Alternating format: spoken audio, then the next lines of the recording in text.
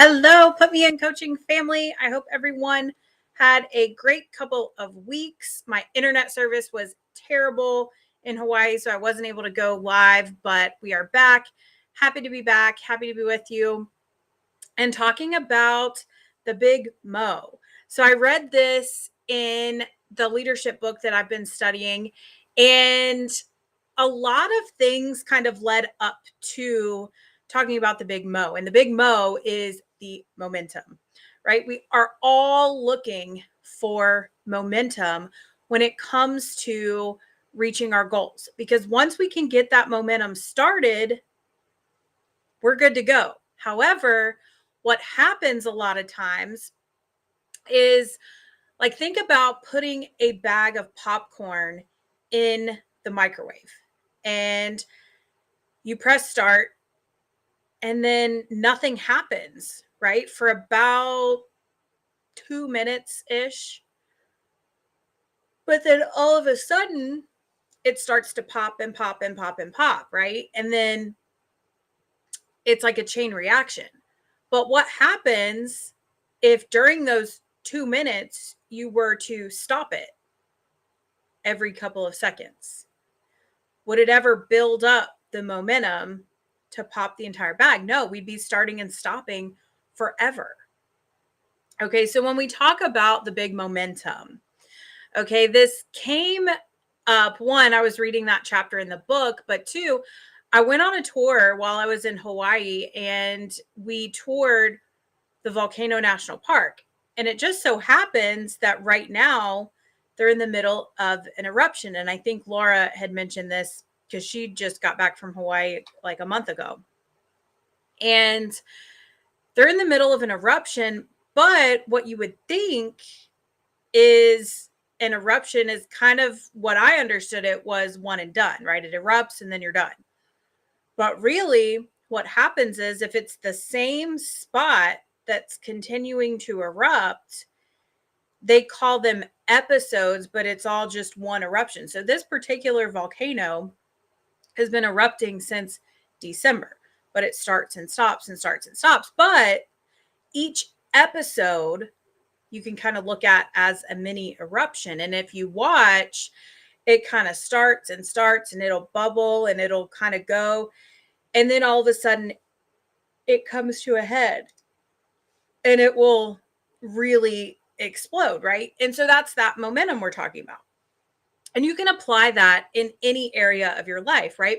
When I talk about powerlifting and look at it in terms of momentum, we're looking to build into getting heavier and heavier lifts. Well, how do you do that? You have to stay consistent. You've got to show up. You've got to do the workouts. You've got, and not everything is going to be perfect, right? Because it's not a linear process. But when you continue to show up, that's when we can start to get the results. So let's look at it in terms of reaching our goals. So I want you to kind of take inventory about where you're at with your current goals, specifically related to your health. But if you want to add in some finance, some career, relationship, whatever goals you have, add those in there. Okay, so take an inventory about where you're at with your goals, where you want to be, and let's look at what progress you've made, right? And look for those small little wins, because that is going to allow us to create some momentum to continue to work towards our goals, right? So when we think about it, I talk about my journey, my weight loss journey to begin with. And back in 2016 into 2017, I lost 1 pound 113 times. We had to build that momentum because every single day wasn't a day of weight loss. But I continued to put in the work and I continued to apply the process, trust the process, do what I was supposed to do. And it built up, and that momentum turned into that 113 pounds being gone in 8 months and 3 days. That's not a long time. if you think it's less than a year, obviously. So you think about it, you break that up into 4, right? Break it up into quarters.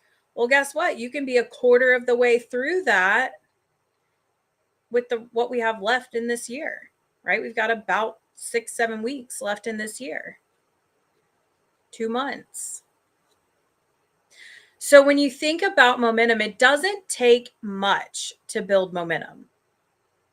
But that's where you have to look for the wins, okay? So we talk about the what we eat, what we think, and what we do.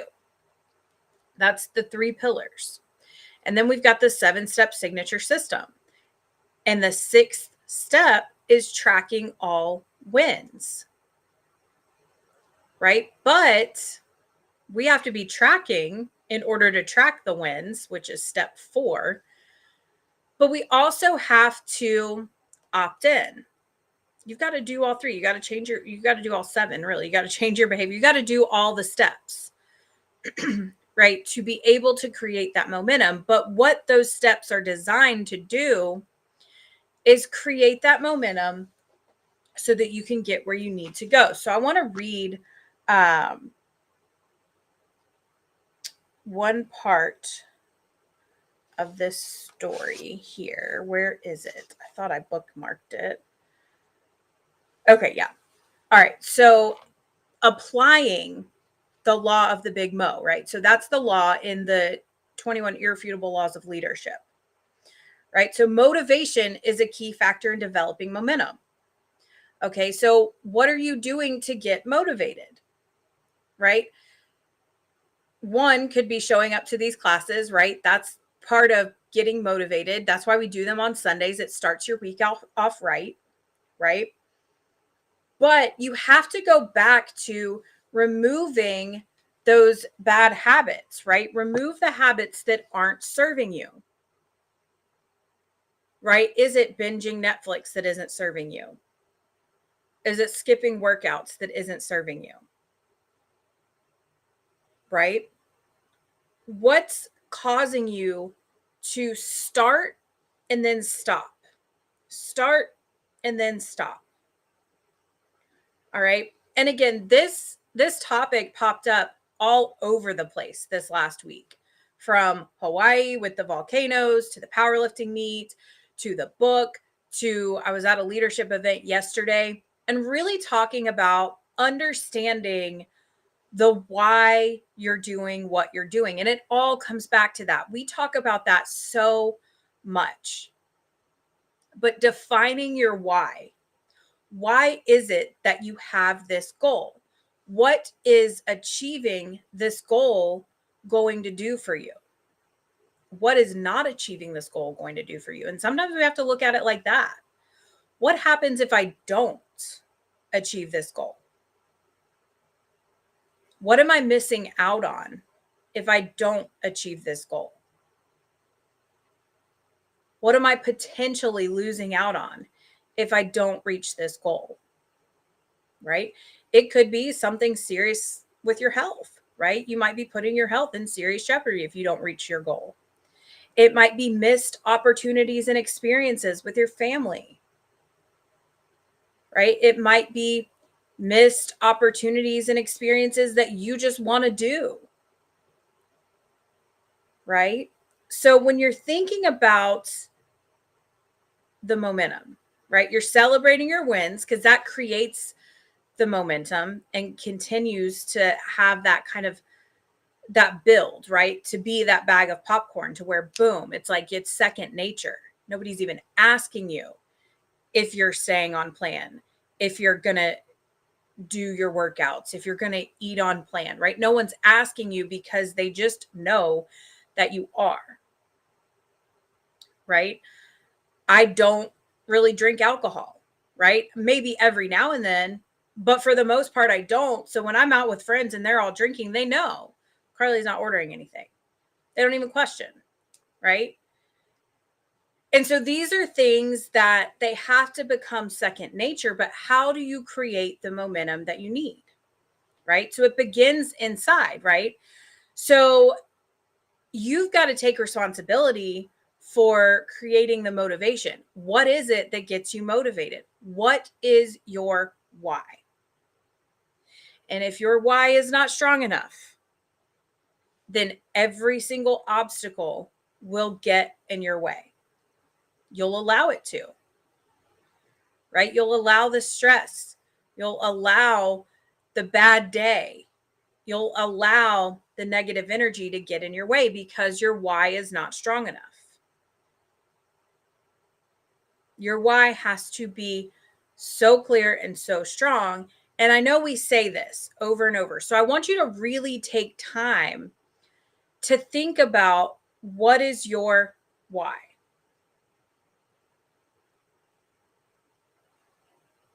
Are you passionate about what it is you're trying to achieve, and why are you passionate about it?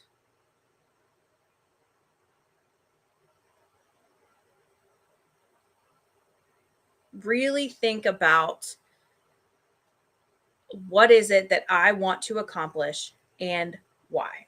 What am I missing out on by not accomplishing this?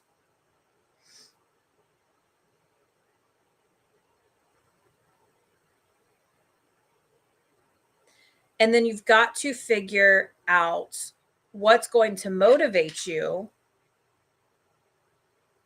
maybe when you don't quite feel like doing it. And a lot of times, something that can be motivating and something that I've found that works for me is you're, again, planning ahead.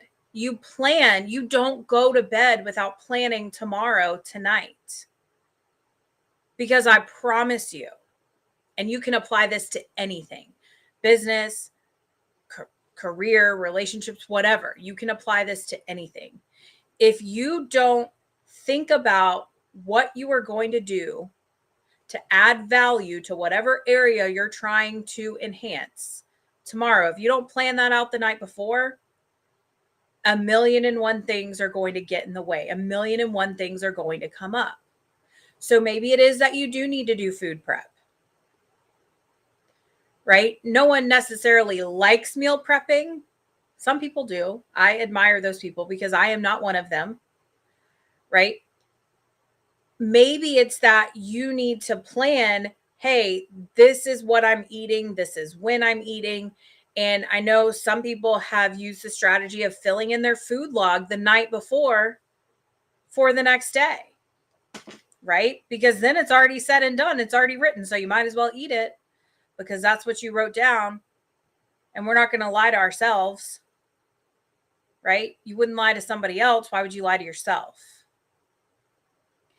And so when we can create, you have to set yourself up for success, right? I did everything I could to set myself up for success for my powerlifting meet, right? I didn't fly however many miles it is to Hawaii.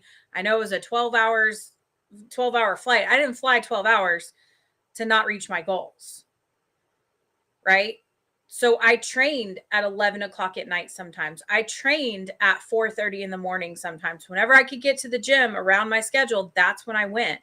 And my trainer went with me. It was extremely grateful to have a trainer that will do that, right? But that's the thing. It's I set myself up for success. So guess what? And this is all strategy, right? On my second deadlift, I got exactly what I needed total wise for the state record. So I set myself up, same thing on the second attempt on bench press, right? I prepared more than I needed to so that I could exceed my goals, right? So I exceeded my goal on bench press, first time for that, right? But then I went to deadlift and it was like, okay, knock it out with the second attempt. We got it. And then I can just go for broke on the third attempt. I didn't get it, but that's okay. I set myself up for success. I set myself up to be able to attempt it, right? And that's the thing. Just because you don't hit a goal doesn't mean you failed. And that's what we have to get into our heads, right? Because somebody asked me, they said, aren't you upset? This is a girl I was competing with. And she said, aren't you upset you didn't get your third attempt? Or are you okay? I said, I'm great. That was more than I wanted, right? That was more than I came for. I got what I came for. 1 pound more because I came for a 500 total. I did 501, right? I already got what I came for. That third deadlift attempt was extra, right? And it's interesting how the mind works because I wanted 350, right? I wanted 350 pounds on deadlift. And I promise you, I'm getting somewhere with this story, but I wanted 350 on deadlift, right? So I got 336 on my second attempt, which is, again, all I needed for the state record. It's all I needed for the total. And so my choice when I went up to the scoring table for what I was going to do for my third attempt was either 347 or 352.5 because they do kilo weights there. So it's 347 or 352.3, I think. And I thought to myself, I said, how disappointed would I be if I put 347 and went and got that? And I didn't even try for 352 when 350 is what I want. Right? So I just went for broke. I went for 352. I didn't get it, but now I have something to work toward. Right? And so that's how we have to get in our minds. Yes, technically I failed the attempt, but I didn't fail myself. I didn't let myself down. Right? I gave it everything I had. I did what I had to do. I over prepared so that I allowed myself, right? Because on bench press, it went just the opposite, right? I needed 159 for the state record. I got that on the second attempt. And so that was really easy. So I said, well, I could go 165 or I could go 170. I don't, 160, I think it was like 165.3 or 170.2. And I said, you know what? We're going to go 165 because I need to set myself up for success. Right. And so it's all strategy there. And so we look at what's motivating, what's going to get us doing what we need to do. Right.